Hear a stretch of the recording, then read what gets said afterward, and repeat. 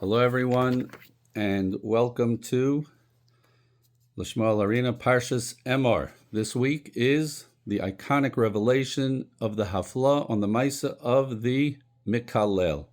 The story of the Mikalel is one of the most mysterious episodes of the entire Torah. It seems to appear suddenly, dropped in the middle of Parshas Emor without preamble or context. We're not given much background. We are not told clearly who this person was, where he came from, what his life looked like until now, or why this fight broke out specifically at this moment. The Torah tells us only that he was the son of an Israelite woman and an Egyptian man, that he fought in the camp, and that the fight ended with him cursing using the name of Hashem. Because of that, this whole incident is often read quickly and passed over as if it is just an isolated story inserted here before the Parsha moves on. The Haflah, in his Sefer Panim Yafas and Parshas Emor, on this Maisa of the Mikalel, opens up the entire story in a way that is absolutely breathtaking. The Haflah shows us that this was not a random incident at all. This was the final chapter of a much more famous story that we are all very familiar with, and ends with one of the more dramatic stories in Sefer Bamidbar. It began back in Mitzrayim, and only now, here at the end of Parshas Emor, does the truth finally come out. And once you see it, the whole story changes. What looked like a strange, disconnected episode becomes one of the most eye-opening Divrei Torah you will ever hear. Let's look at the psukim, see how the Haflah puts it all together. The Maisa of the Mikalel takes up 6 psukim in Parshas Emor from Perek Chaf Dalet Pasuk Yud through Tes Zayin. There came out among Bnei Yisrael a man whose mother was an Israelite woman, whose father was an Egyptian man, and a fight broke out in the camp between the son of an Israelite woman and an Israelite man. The son of the Israelite woman pronounced the name of Hashem and cursed, and they brought him to Moshe. His mother's name was Shlomas Bas Divri, from the tribe of Dan. They placed him in custody until the decision of Hashem would be made clear to them. Hashem spoke to Moshe, saying, "Take this Mikalel outside the camp, and let all those who heard him place their hands upon his head, and let the entire assembly stone him. And to Bnei Yisrael you should say, any man who curses his God shall bear his sin, and one who pronounces the name of Hashem shall surely be put to death. The entire assembly shall stone him, a ger and a native-born Yisrael alike. When he pronounces the name of Hashem, he shall be put to death." That is the lashon of the Chumash. There are 3 obvious questions that jump out at us when we read this story. First question, who was he? Second, what was he fighting about? All we know from the Torah is that his father is a Mitzri, an Egyptian, and his mother was a Jewish woman, Shlomas Bas Divri, from the tribe of Dan. Chazal tell us that he wanted to join the tribe of Dan. He went to Din Torah before Moshe, and the verdict went against him.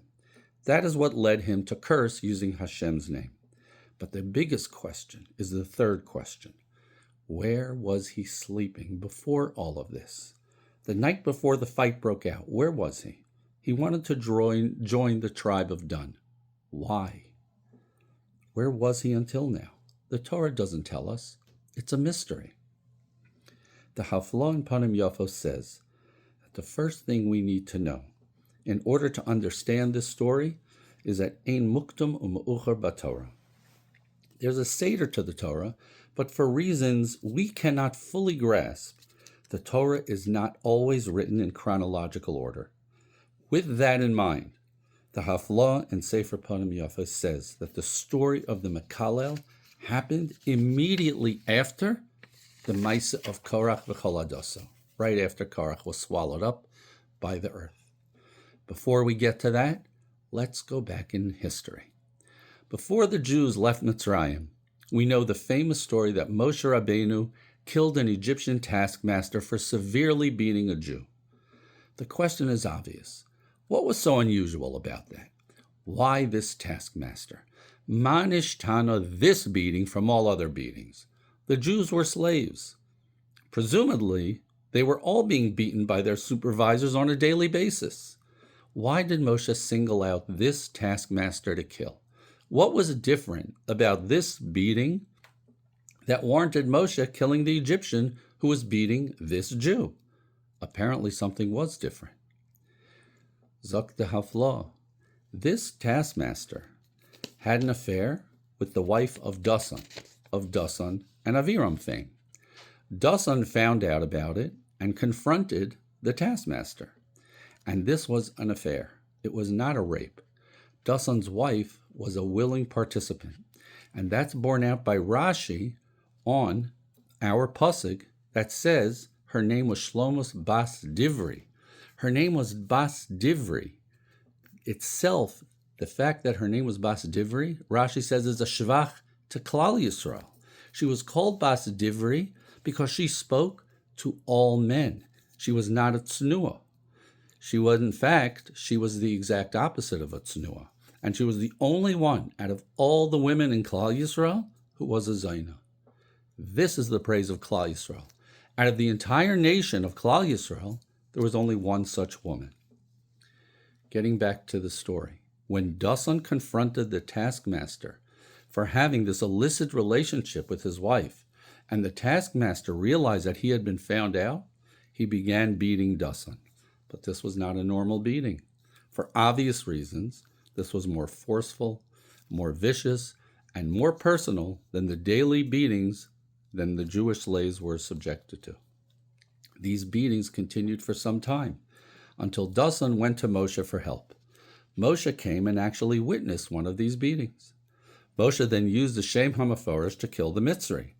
And as a result of Moshe killing this Mitzri, Moshe had to flee Mitzrayim, run to Midian, meet Tzipporah, and the rest, as they say, is history. Now return to our story. As a result of this illicit affair, Mrs. Dasan became pregnant, and a child was born. And now the yichus of this child is in question. Is this child the legitimate child of Dasan, or is he the child of the illicit union of Mrs. Dasan and the Mitzri, which would make the child a mamzer, as it would be the product of an Eshes Ish? We do not know. So what do we do? Well, the halacha deals with just such a situation. There is a halacha klal. Rov be'ilois achar habal. We assume that since the husband lived with her many times, and the outsider was with her far less, the child is considered the child of the husband. So halachically, this child was 100% the child of Mr. and Mrs. Dasan in every way. And Mr. and Mrs. Dasan was from which tribe? They were from Shevet Reuven. How do we know that? Let's go back to Parshas Korach. Korach was from Shevet Levi. He argued with Moshe over leadership, and in the end, he was swallowed up by the earth. When he was swallowed up by the earth, who was swallowed up with him? Korach, his children, his grandchildren, all his possessions. Not one relative, not one descendant was left alive. Nothing was left behind. But there were also followers from Shevet Reuven who joined him. Why did they join him? Because of the way the Shvatim were arranged in the desert. Shevet Reuven was right next door to Shevet Levi. And that's the source of one of the most famous Rashis, Oy l'Rasha, Oy l'Shchena. Woe to the Rasha and woe to his neighbor. If a person has a bad neighbor, that neighbor can influence him. And Dasan and Aviram were part of the Korach rebellion. So it's clear that they were from Shevet Reuven. So when the earth swallowed them up, the Torah says that every single relative, every descendant was killed. Children, grandchildren, not a single soul was left alive. Korach v'chol hadasa was wiped off the face of the earth. Nothing was left for Doros. But now, the son of Dasan, this Mikalel, is the one single soul survivor. That means we now have a DNA test from Hashem himself. He could not have been Dasan's son, because if he had been Dasan's son, he would have died in the earthquake that consumed Korach v'chol hadasai. Oh, so now we know who he really is. Now we understand what the pasuk means when it says, V'hu ben ish Mitzri. Now it becomes clear.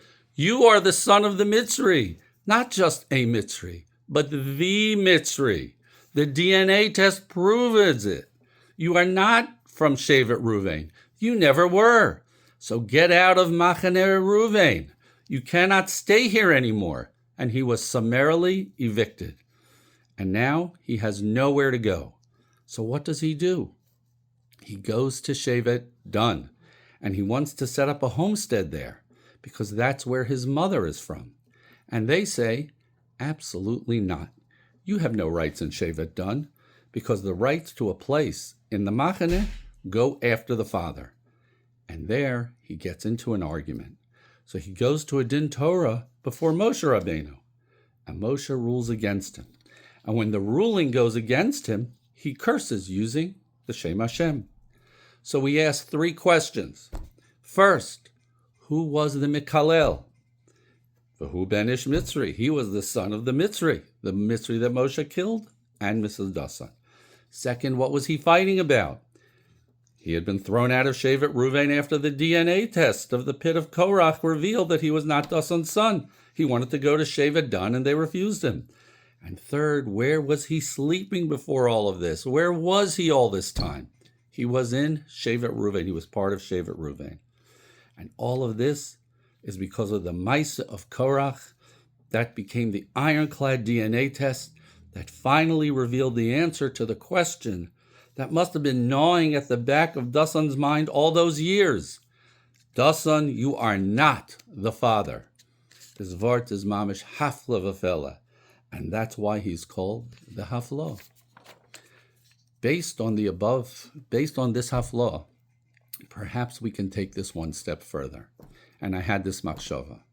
What I would like to suggest as a possible savara built on the side of the hafla is the following that may explain the terrible emotional explosion of the Mikalel. This poor soul is standing at the center of a complete personal collapse. He has just lost his entire family and all his worldly possessions in the tragedy of Korach. And in that very same moment, through that very same tragedy, he discovers that Dasan, the man he had always believed was his father, was never really his father at all. He had been pushed out of Shevet Reuven, the only home he ever knew. He then turns to Shevet Dan, his mother's Shevet. And Moshe rules he has no claim here either. He's literally homeless. He belongs nowhere. And then, in the middle of all that pain, another realization hits him. The story he no doubt grew up hearing in the house of Dasan was that Moshe killed the Mitzri who had been beating his father, Dasan. But now the entire story is inverted. That Mitzri was not merely the man who beat Dasan. That Mitzri was his own biological father. So in his mind, Moshe is not only the one now handing down a psak that leaves him without a place in Klal Yisrael. Moshe is also the one who killed his real father. Put all of that together. The loss of his family, the collapse of his identity, the discovery of his true father, the eviction from Shevet Reuven, the rejection from Shevet Dan, and now Moshe's verdict leaving him with nowhere to go. One can imagine that in a moment of terrible frustration, anger, and pain, he lashes out. And in a tragic and ironic twist, he uses the very same Shem HaMeforesh that Moshe had used to kill his biological father, the Mitzri. It's almost as if he's saying to Moshe, you killed my father with the name of Hashem, I will throw that name right back at you. And while we can understand the pain, the confusion, the humiliation, and the trauma that all came crashing down on him at once, the Torah is teaching us that pain does not justify blasphemy.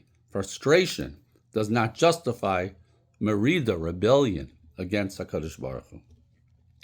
Moshe Rabbeinu acted with Ruach HaKodesh as the shliach of HaKadosh Baruch Hu against a wicked Mitzri.